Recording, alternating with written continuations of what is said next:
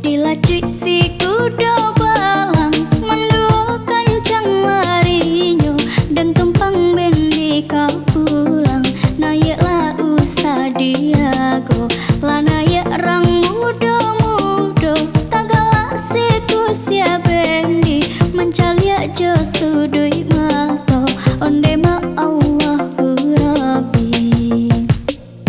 inyo lah bakato inyo waden lah bak joden pulo inyo lah bakato inyo waden lah bak joden pulo inyo lah bakato inyo waden lah bak joden pulo inyo lah bakato inyo waden lah bak joden pulo.